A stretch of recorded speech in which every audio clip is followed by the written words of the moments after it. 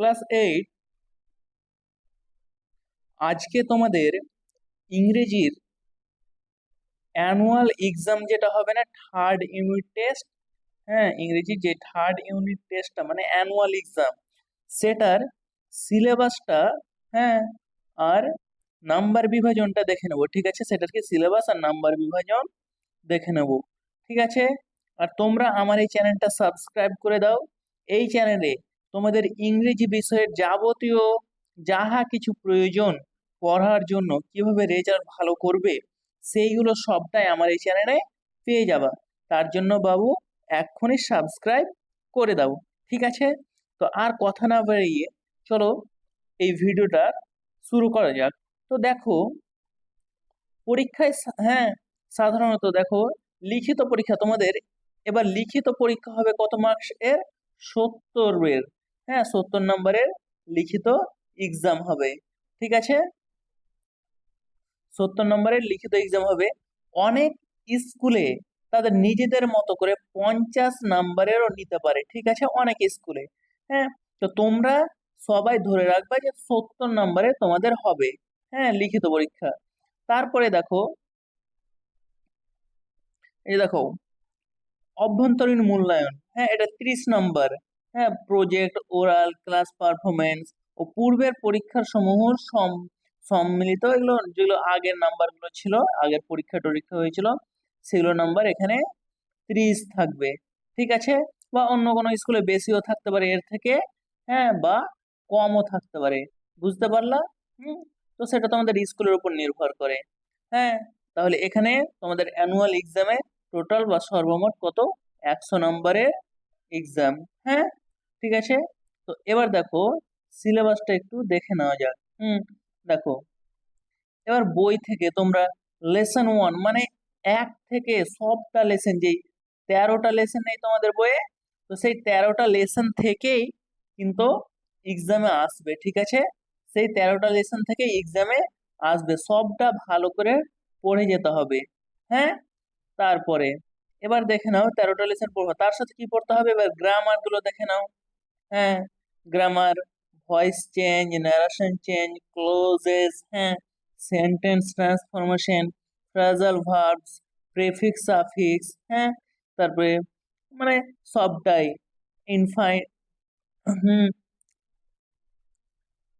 এই যে ইনফিনিটিভ বা পার্টিসিপেলস, এগুলো সব, হ্যাঁ, ভোকাবুলারি,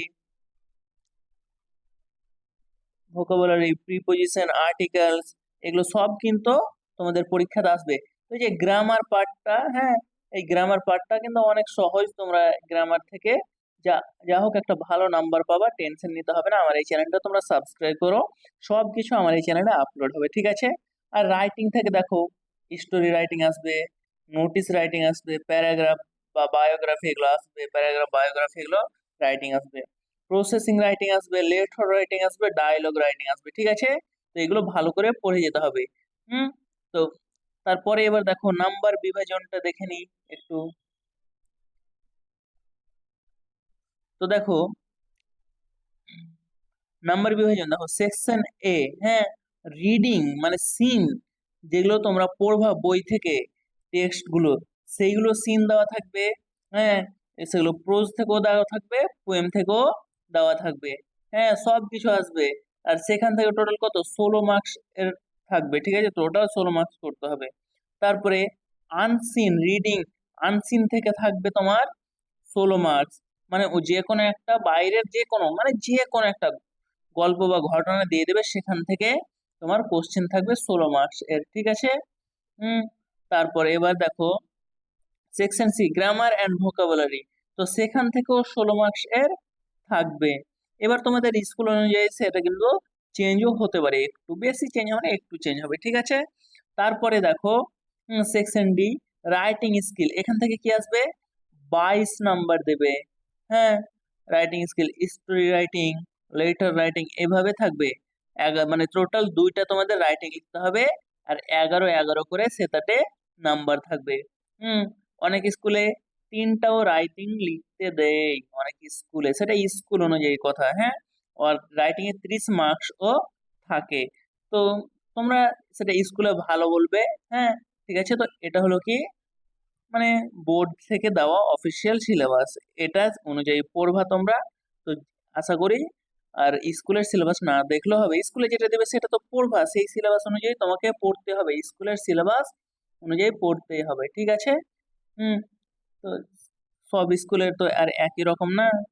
তো আর আমার এই চ্যানেলটা সাবস্ক্রাইব করো, তোমাদের যা কিছু লাগবে সব কিছু এই চ্যানেলে পেয়ে যাবা। তো সবাই এখন সাবস্ক্রাইব করে নাও।